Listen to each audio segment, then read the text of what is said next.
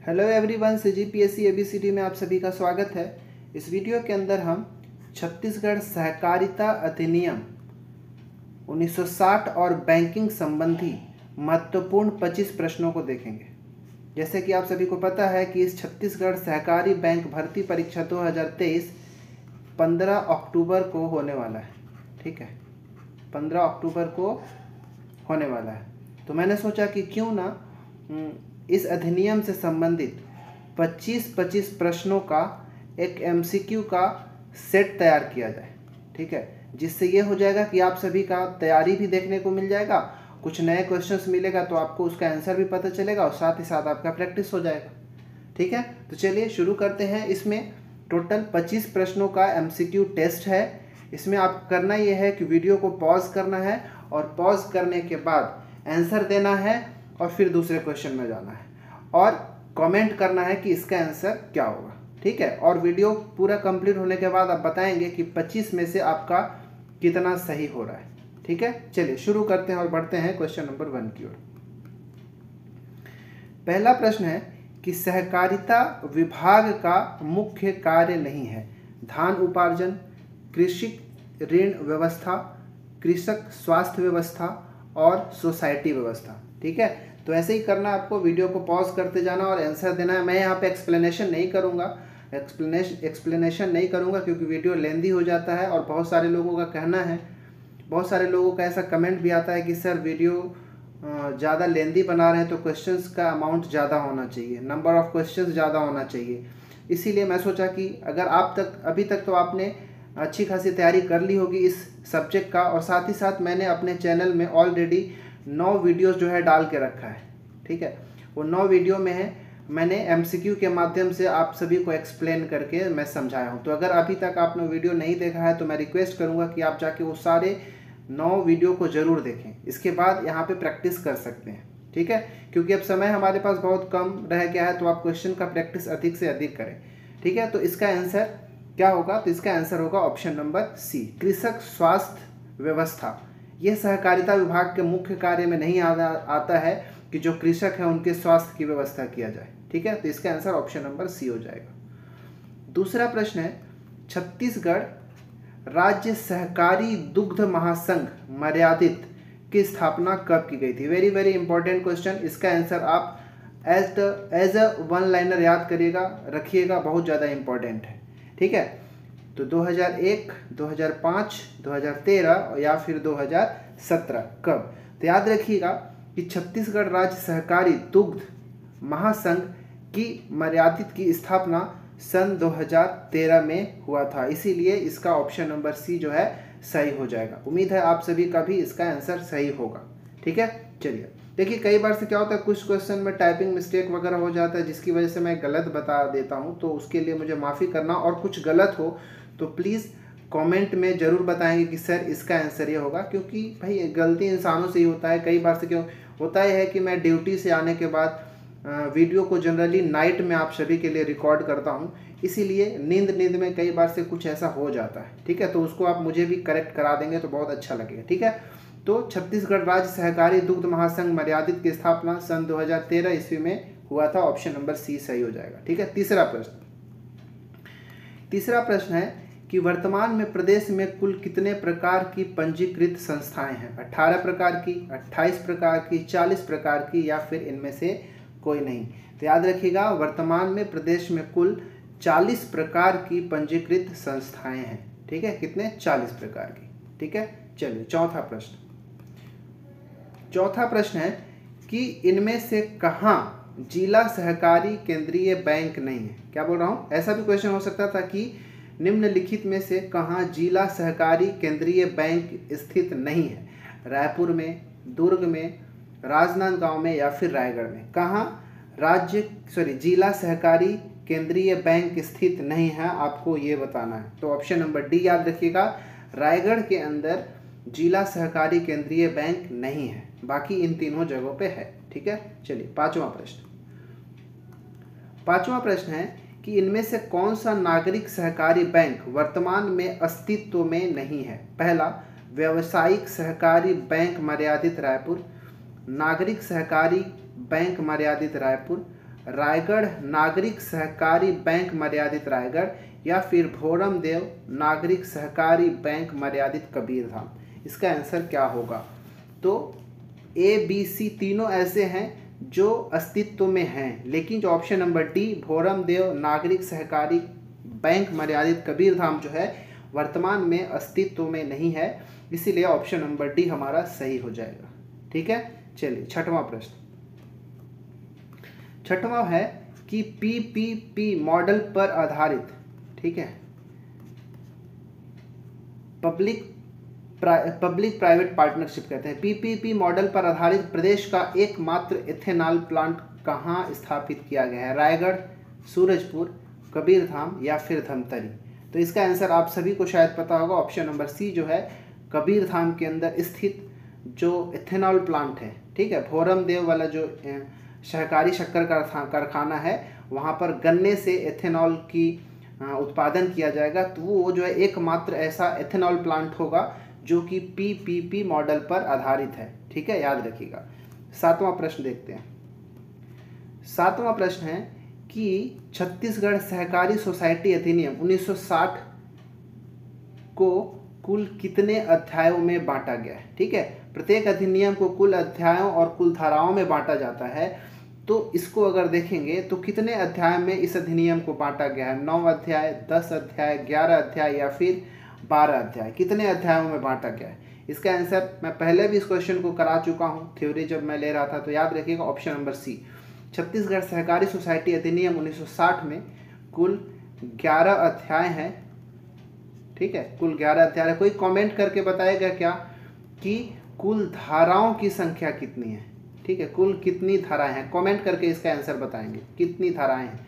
ठीक है, आठवां प्रश्न।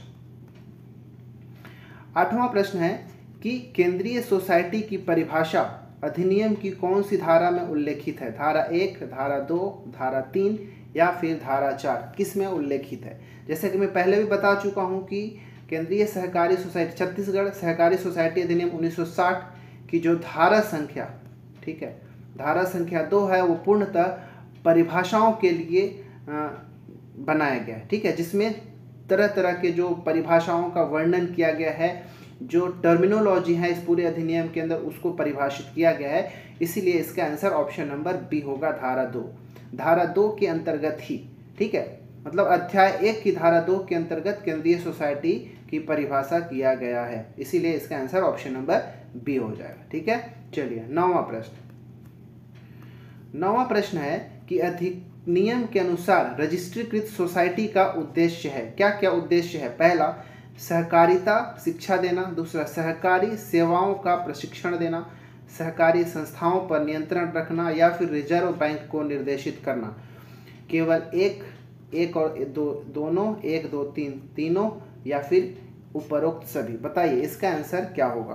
तो याद रखिएगा, जो यह अधिनियम है उसके अंतर्गत जो रजिस्ट्रीकृत सोसाइटी हैं उनका उद्देश्य होता है सहकारिता का शिक्षा देना, ये है, और सहकारी सेवाओं का प्रशिक्षण देना, ये दोनों तो हैं, लेकिन सहकारी संस्थाओं का नियंत्रण रखना ये नहीं है, और रिजर्व बैंक को तो निर्देशित नहीं ही कर सकते। इसीलिए 1 और 2 कथन सही है, जिसके कारण विकल्प बी हमारा राइट आंसर हो जाएगा। इसीलिए और क्वेश्चन नंबर 9 का आंसर ऑप्शन नंबर बी हो जाएगा। चलिए 10वां प्रश्न। 10वां प्रश्न है कि सोसाइटी बनाने के लिए किसके समक्ष प्रतिष्ठान ज्ञापन में अपना हस्ताक्षर करके जमा करेंगे? मान लो अगर आप सभी को सोसाइटी बनाना है, तो सोसाइटी बनाने के लिए जो आपका प्रतिष्ठान का ज्ञापन होगा उसको हस्ताक्षर करके किसको जमा करेंगे? जिला कलेक्टर को, संभागीय आयुक्त को, रजिस्ट्रार को या फिर अनुविभागीय अधिकारी राजस्व को? किसको? तो याद रखिएगा ऑप्शन नंबर सी, रजिस्ट्रार को उसको हस्ताक्षर करके आप प्रतिष्ठान को जमा करेंगे, इसीलिए आंसर सी हो जाएगा। ठीक है, 11वां प्रश्न। 11वां बताना है कि सही क्रम का चयन करना है, मतलब उनके पदों को, ठीक है, जो यहाँ पे जो अधिकारियों का क्रम दिया गया है उसमें आपको घटते क्रम में उनके पदों की जो महत्ता है उसके घटते क्रम में आपको बताना है। तो इसका मतलब पहले कौन सा पद जो है उच्च लेवल का होता है, जैसे रजिस्ट्रार है, अपर रजिस्ट्रार, संयुक्त रजिस्ट्रार और उप रजिस्ट्रार, इसमें सबसे टॉप में कौन आता है ये बताना है। ठीक है। तो सबसे ऊपर रजिस्ट्रार होता है, तो चारों में रजिस्ट्रार है, यहाँ पे दिक्कत नहीं होगा। बाकी रजिस्ट्रार के बाद आता है अपर रजिस्ट्रार, ठीक है, मतलब ऑप्शन नंबर ए सही है। रजिस्ट्रार, उसके नीचे आ जाएगा अपर रजिस्ट्रार, फिर उसके नीचे आ जाएंगे संयुक्त रजिस्ट्रार और नीचे आएगा उप रजिस्ट्रार। तो ये सीक्वेंस को याद रखिएगा, एग्जाम में पूछा जाएगा और पूछा जाने की चांसेस बहुत ज़्यादा है। इसका आंसर क्या हो जाएगा? ऑप्शन नंबर ए हो जाएगा, ठीक है। 13वां प्रश्न है, किसी प्राथमिक सोसाइटी की दशा में रजिस्ट्रीकरण करने के समय कम से कम कितने प्रतिशत महिला सदस्य होने की मतलब आवश्यक रूप से होना चाहिए, ठीक है। मतलब कहने का कि जब भी किसी प्राथमिक सोसाइटी का रजिस्ट्रीकरण होता है तो उसमें कितने प्रतिशत, कम से कम कितने प्रतिशत महिला सदस्य होना चाहिए? 15%, 25%, 33% या फिर 50%? बताएं। याद रखिएगा, इसका आंसर ऑप्शन नंबर सी है। 33% महिला सदस्य होना अनिवार्य है, ठीक है, याद रखिएगा, ऑप्शन नंबर सी राइट हो जाएगा। प्रश्न क्रमांक 13 है कि अधिनियम के तहत किसी सोसाइटी का वर्गीकरण करने का अधिकार किसको होता है? मतलब ये अधिनियम 1960 है, उसके अंतर्गत ये आपको बताना है कि अगर किसी सोसाइटी को वर्गीकृत करे तो कौन करेगा? क्या राज्य सरकार द्वारा किया जाएगा, मुख्य सचिव द्वारा, रजिस्ट्रार के द्वारा या फिर कलेक्टर के द्वारा? कौन करेगा? तो देखिए, जो भी अधिनियम के अंतर्गत मैक्सिमम ऐसे कार्य होते हैं, ठीक है, जब भी राज्य सरकार किसी सोसाइटी का गठन कर देता है, सोसाइटी बोर्ड का स्थापना वगैरह, चुनाव वगैरह हो जाता है, तो मेन जो कोई कार्य रह जाता है, चाहे सोसाइटियों का वर्गीकरण, फलाना वलाना, जो कुछ भी बच जाता है, मेनली वो रजिस्ट्रार ही हैंडल करता है, ठीक है। तो जो इस अधिनियम के तहत जो सोसाइटी होगा उसकी वर्गीकरण करने का कार्य भी किसका होगा? रजिस्ट्रार का ही होगा, ठीक है। चलिए 14वां प्रश्न, 14 नंबर का प्रश्न है कि यदि अधिनियम की धारा 69 के अधीन सोसाइटी का परिसमापन हो जाता है, ठीक है, इस अधिनियम का धारा संख्या 69 जो है उसमें सोसाइटी के परिसमापन की बात की गई है। तो अगर किसी सोसाइटी का परिसमापन हो जाता है तो ऐसी सोसाइटी का रजिस्ट्रीकरण रद्द करना पड़ेगा। तो उस रद्द करने का आदेश कौन जारी करेगा? रिजर्व बैंक, राज्य सरकार, मुख्य सचिव या रजिस्ट्रार? जैसे कि मैं पीछे क्वेश्चन में एक्सप्लेन किया कि मैक्सिमम जो कार्य होते हैं रजिस्ट्रार ही करता है, इसीलिए अगर ऐसा कुछ मिलेगा ऑप्शन तो रजिस्ट्रार मार दीजिएगा। अगर कुछ भी समझ में नहीं आता है तो ज़्यादा चांसेस रहेगा कि रजिस्ट्रार ही उसका आंसर होगा। तो इसका आंसर क्या हो जाएगा? रजिस्ट्रार का ही ये अधिकार होता है, यह शक्ति होता है कि सोसाइटी का परिसमापन करने के बाद उसका रजिस्ट्रीकरण जो होगा उसको रद्द करेगा। कौन? रजिस्ट्रार, ठीक है। चलिए 15वां प्रश्न अब देखते हैं। 15वां प्रश्न है कि छत्तीसगढ़ सहकारी सोसाइटी के अधिनियम 1960 की कौन सी धारा के अंतर्गत राज्य शासन द्वारा पंजीयन की नियुक्ति की गई है? ठीक है, याद बताइए, क्वेश्चन क्या है? छत्तीसगढ़ सहकारी सोसाइटी अधिनियम 1960 की कौन सी धारा के अंतर्गत राज्य शासन द्वारा पंजीयक, ठीक है, पंजीयन नहीं होगा, यह पंजीयक होगा, ठीक है, पंजीयक की नियुक्ति की बात की गई है, ठीक है। कौन सी धारा? धारा 3, धारा 4, धारा 5 या फिर धारा 6? तो इसका ऑप्शन नंबर सी, धारा 3। धारा 3 के अंतर्गत जो सहकारी सोसाइटी होंगे उसके पदाधिकारियों की बात की गई है, ठीक है। तो इसी के अंतर्गत जो पदाधिकारी में एक पंजीयक भी, एक रजिस्ट्रार को ही तो पंजीयक कहा जाता है ना, ठीक है, इसलिए इसका आंसर ऑप्शन नंबर ए हो जाएगा, धारा 3। धारा 3 के अंतर्गत सहकारी सोसाइटी के पदाधिकारियों के नियुक्ति की बात की गई है, इसीलिए धारा संख्या 3 इसका आंसर हो जाएगा। 16 नंबर का प्रश्न देखते हैं। 16वां प्रश्न है कि छत्तीसगढ़ राज्य सहकारी अधिकरण का गठन करने की शक्ति किसके पास होती है? केंद्र सरकार के पास, राज्य सरकार के पास, रजिस्ट्रार या फिर इनमें से कोई नहीं? बताइए। अब यहाँ पे इसमें रजिस्ट्रार नहीं मारेंगे क्योंकि ये स्टेट लेवल की बात कर रहा है, पूरे राज्य भर के सहकारी अधिकरण की गठन की बात किया गया, इसीलिए इसका आंसर रजिस्ट्रार कभी मत मारना। इसका आंसर हो जाएगा ऑप्शन नंबर भी, राज्य सरकार। राज्य सरकार ही होगा जो छत्तीसगढ़ राज्य सहकारी अधिकरण का गठन करेगा, ठीक है। कोई कमेंट करके बता सकता है कि छत्तीसगढ़ राज्य सहकारी अधिकरण का जो गठन हुआ था, ठीक है, मैं पीछे क्वेश्चन पिछले वीडियोस में करा चुका हूं कि इसका गठन जो है कब हुआ था, छत्तीसगढ़ राज्य सहकारी अधिकरण का गठन कब हुआ था, ठीक है। तो ये राज्य सरकार के द्वारा इसका गठन करने की शक्ति होती है, ठीक है। चलिए 17वां प्रश्न। 17वां प्रश्न है कि छत्तीसगढ़ राज्य सहकारी अधिकरण की संरचना होगी। कैसी संरचना होगी? जब छत्तीसगढ़ राज्य सहकारी अधिकरण बनेगा तो उसका जो स्ट्रक्चर होगा कैसे मिलकर बनेगा बताना है, कि कितने अध्यक्ष होंगे, कितने सदस्य होंगे, वो बताना है। तो जब भी छत्तीसगढ़ राज्य सहकारी अधिकरण बनेगा या उसकी गठन राज्य सरकार के द्वारा किया जाएगा, ठीक है, तो उसके अंतर्गत आपको इस अधिकरण का एक अध्यक्ष होगा और साथ ही साथ 2 सदस्य होंगे। एक अध्यक्ष और 2 सदस्यों से मिलकर बनेगा ये अधिकरण, याद रखिए। इसलिए ऑप्शन नंबर बी सही हो जाएगा। चलिए 18वां प्रश्न देख लेते हैं। 18वां प्रश्न है कि छत्तीसगढ़ राज्य सहकारी अधिकरण के अध्यक्ष और सदस्यों के कार्यकाल का उल्लेख किस धारा में किया गया है? ठीक है, छत्तीसगढ़ राज्य सहकारी अधिकरण के अध्यक्ष और सदस्य, कितने अध्यक्ष? एक अध्यक्ष, सदस्य कितने? 2। इतने से क्या होगा? अधिकरण का गठन हो जाएगा। लेकिन इसका किस धारा के अंतर्गत इसको उल्लेखित किया गया है? तो धारा 77, ठीक है, धारा 77 में उल्लेखित किया गया है कि राज्य सरकार राज्य सहकारी अधिकरणों को गठन करेगा जिसमें एक अध्यक्ष और 2 सदस्य होंगे और साथ ही साथ उनका कार्यकाल का भी वर्णन किया गया है। इसीलिए इसका आंसर ऑप्शन नंबर ए हो जाएगा। ठीक है, चलिए 19वां प्रश्न।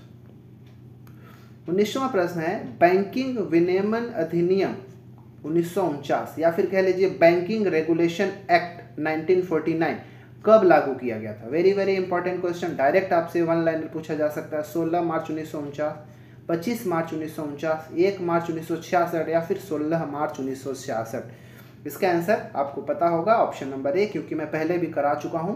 16 मार्च 1949 ईस्वी को बैंकिंग रेगुलेशन एक्ट 1949 को लागू किया गया था पूरे देश भर में। ठीक है, चलिए 20वां प्रश्न। 20वां प्रश्न ध्यान से पढ़िएगा। बैंकिंग विनियमन अधिनियम 1949 अर्थात बैंकिंग रेगुलेशन एक्ट 1949 अधिनियम के अधीन यदि कोई भी सहकारी बैंक भारत में बैंकिंग व्यवसाय शुरू करना चाहता है तो इसकी चुकता पूंजी और आरक्षित निधि का मूल्य कितना होगा? मतलब अगर कोई सहकारी बैंक भारत में बैंकिंग व्यवसाय शुरू करना चाहता है तो उसका कम से कम उसका आरक्षित निधि कितना होना चाहिए, ठीक है, रिजर्व रेशियो कितना होना चाहिए और कुल मूल्य कितना होना चाहिए उसका? कम से कम 50,000, कम से कम 75,000, कम से कम 1 लाख या फिर कम से कम 2 लाख। बताइए इसका क्या होगा? याद रखिएगा ऑप्शन नंबर सी, कम से कम 1 लाख रुपए की चुकता पूंजी और आरक्षित निधि का कुल मूल्य होना चाहिए। कितना? कम से कम 1 लाख रुपए का। तो अभी तक हमने 20 क्वेश्चन जो है किया था। ये 20 प्रश्न बहुत ज़्यादा इंपॉर्टेंट है। इसी तरह के मैं 3 और 25-25 क्वेश्चन का सेट लेकर आऊँगा ताकि आप रिवाइज करके एक बार एग्जाम में जाएं तो एक कॉन्फिडेंस तो रहेगा कि भाई अगर यहाँ से आएगा तो हमसे छूटेगा नहीं। ठीक है, चलिए 21वां प्रश्न देख लेते हैं हम। तो 21वां प्रश्न है कि प्रत्येक सहकारी बैंक उसके द्वारा किए गए सभी व्यवसाय के संबंध में एक बैलेंस शीट रेडी करता है, साथ ही साथ लाभ और हानि प्रॉफिट एंड लॉस अकाउंट खाता तैयार करता है। तो बताना है कि कब तैयार करता है, ठीक है, उसके लिए टाइम क्या है, किस समय इसको जो है तैयार करके देना होगा, ये हमको बताना है। तो इसका डायरेक्ट आंसर याद रखिएगा, इसका आंसर जो है ऑप्शन नंबर डी, जून के 30 दिनों को समाप्त होने वाले प्रत्येक वित्तीय वर्ष की समाप्ति पर। मतलब जैसे ही 30 जून समाप्त होता है उसके बाद प्रत्येक सहकारी जो बैंक होगा उसको क्या करना पड़ेगा? अपने जितना भी लेन देन हुआ, जितना भी व्यवसाय हुआ, उन सभी से संबंधित एक बैलेंस शीट तैयार करेगा, लाभ हानि खाता तैयार करेगा और जाके उसको जमा करेगा। ठीक है, तो इसका आंसर ऑप्शन नंबर डी, जून के 30 दिनों को समाप्त होने वाले प्रत्येक वर्ष की समाप्ति के अंत में। ठीक है, 30 जून के समाप्ति के बाद उसको जमा करना होता है, याद रखिएगा। तो एज इट इज इसको याद रखिएगा। 22वां प्रश्न, 22वां प्रश्न है जो कि मैं पहले भी करा चुका हूँ, नाबार्ड के बारे में, आरबीआई के बारे में, ये सभी बैंकों के बारे में मैं ऑलरेडी बहुत अच्छे से किसी वीडियोस में कवर कर चुका हूँ। तो अगर आप नए हैं, इस वीडियो को नए देख रहे हैं तो प्लीज़ जाके वो सारे वीडियोस देखिए, उसमें मैं बहुत अच्छे तरीके से एक्सप्लेन करके आपको समझाया हूँ। यहाँ पर तो मैं बस आपका टेस्ट ले रहा हूँ कि कितना आपसे बन रहा है और कुछ नया आपको मिल रहा है तो उसको आप याद करेंगे, क्योंकि इंपॉर्टेंट क्वेश्चन है ये सब। नाबार्ड की स्थापना कब हुई थी? 12 जुलाई 1981, 12 जुलाई 1982, 12 जुलाई 1983 या फिर 12 जुलाई 1984। तो इसका आंसर बहुत सारे लोगों को याद भी होगा कि ऑप्शन नंबर बी सही है, 12 जुलाई 1982। ठीक है, कमेंट करके कोई बताएं कि ये जो नाबार्ड है इसका स्थापना तो 12 जुलाई 1982 को हुआ था, बट इस नाबार्ड का फुल फॉर्म क्या होता है। कमेंट करें इसका आंसर कि क्या होता है इसका फुल फॉर्म, आप वो बताएंगे। ठीक है, चलिए 23वां प्रश्न देखते हैं। 23वां प्रश्न है कि नाबार्ड संशोधन अधिनियम 2017 के अनुसार केंद्र सरकार को नाबार्ड की अधिकृत पूंजी को 5,000 करोड़ रुपए से कितने करोड़ रुपए तक बढ़ाने का अधिकार किया गया है। ठीक है, मतलब जब नाबार्ड का संशोधन अधिनियम 2017 आया तो इसमें केंद्र सरकार को कुछ ऐसी शक्तियां प्रदान किया गया जिसमें नाबार्ड क्या कर सकता है, अपनी अधिकृत जो पूंजी होता है उसके पास, जैसे 5,000 करोड़ रुपए, तो इससे बढ़ाकर कितना तक कर सकता है अब इस संशोधन के बाद, 10,000 करोड़ रुपए, 20,000 करोड़ रुपए, 30,000 करोड़ रुपए या फिर 40,000 करोड़ रुपए। याद रखिएगा इसका आंसर ऑप्शन नंबर सी है, 30,000 करोड़ रुपए तक बढ़ाने का अधिकार दिया गया है नाबार्ड को। ठीक है, चलिए 24वां प्रश्न। 24वां प्रश्न है कि भारत में KYC की शुरुआत कब हुई थी। इस KYC के बारे में भी मैं बहुत अच्छे से समझा चुका हूँ प्रीवियस में। पहली बात, कोई कमेंट करके बताएगा कि KYC का फुल फॉर्म क्या होता है। ठीक है, फुल फॉर्म क्या होता है आपको ये बताना। तो KYC की शुरुआत कब की गई थी, 2001 में, 2002 में, 2003 में या फिर 2004 में, कब हुआ था। याद रखिएगा इसका आंसर ऑप्शन नंबर बी, 2002 में KYC की शुरुआत किया गया था। ये भी कमेंट करके बताएंगे कि जो KYC है इसको कौन से अधिनियम, कौन से एक्ट के तहत लागू किया गया था KYC को। ये दोनों को आप कमेंट करके बताएंगे। ठीक है, क्योंकि मैं पुराने वीडियोस में बहुत अच्छे से कवर कर चुका हूँ। चलिए अब देखते हैं हम 25वां प्रश्न। तो आज का हमारा 25वां और लास्ट प्रश्न है, अवैध रूप से प्राप्त धन को कानूनी धन में परिवर्तित करने के लिए लेन देन का निष्पादन क्या कहलाता है। भ्रष्टाचार, एंटी मनी लॉन्ड्रिंग, जमाखोरी या फिर अवैध धन का लेन देन। मतलब कहने का, कई बार से ऐसा होता है कि जो अवैध रूप से धन प्राप्त करते हैं फिर उसको जो वाइट मनी के रूप में या फिर कानूनी धन में परिवर्तित कर देते हैं। तो इसके लेन देन को कंट्रोल करने के लिए, रोकने के लिए जो प्रोसेस होता है उसको क्या कहलाते हैं, तो वो कहलाता है एंटी मनी लॉन्ड्रिंग। ठीक है, मतलब अवैध को वैध धन में बदलना तो मनी लॉन्ड्रिंग कहलाता है। ठीक है, और उसको रोकने के, निष्पादन करने के, उसको हटाने की जो प्रोसेस होता है उसको एंटी मनी लॉन्ड्रिंग एक्ट कहते हैं। मतलब ऑप्शन नंबर बी सही हो जाएगा। ठीक है, 25वें का आंसर बी हो जाएगा। तो बताएंगे, कोई कमेंट करके बताएंगे कि एंटी मनी लॉन्ड्रिंग एक्ट जो आया था, ठीक है, शॉर्ट में मैं लिख देता हूँ, इसका एक्चुअली ऐसा था, prevention of money laundering act. ठीक है, prevention of money laundering act, PMLEA। ये जो है कब आया था, ये अधिनियम कब का है, कमेंट करके बताएंगे। और इसको लागू कब किया गया था, इसको भी मैं पिछले वीडियोस में कवर कर चुका हूँ। तो इस प्रकार हमने इस 25 प्रश्नों को देखा, इंपॉर्टेंट प्रश्नों को। आप कमेंट करके बताएंगे कि 25 में से आपका कितना सही हो रहा है, जिससे मैं एक आइडिया लगा सकता हूँ कि आपका लेवल जो है कैसा है। खुद को भी आप देख सकते हैं, चेक कर सकते हैं कि आपका कितना सही हो रहा है। 25 में से अगर आपका 20 भी सही हो रहा है तो अच्छा है, बहुत अच्छा है। ठीक है, तो इसी प्रकार मैं 3 और सेट लेकर आऊँगा इस 25 क्वेश्चन का, जिससे आपका 25 चौके 100 क्वेश्चन होंगे जो कि बहुत ज़्यादा इंपॉर्टेंट होंगे और आपका एक अच्छा रिवीजन हो जाएगा एग्ज़ाम में जाने से पहले। साथ ही साथ मैं रिक्वेस्ट करूँगा कि जो 9 वीडियोज़ MCQ कम थ्योरी वाला जो वीडियोज़ नोट अवेलेबल है उसको भी आप एक बार जाके देख लेंगे। अगर आप चैनल में नए हैं तो प्लीज़ वीडियोस को लाइक करें, चैनल को सब्सक्राइब कर लें और अपने दोस्तों के साथ ज़रूर शेयर करें। तैयारी को अपना बनाए रखें। मिलते हैं अगले वीडियो में, तब तक के लिए धन्यवाद।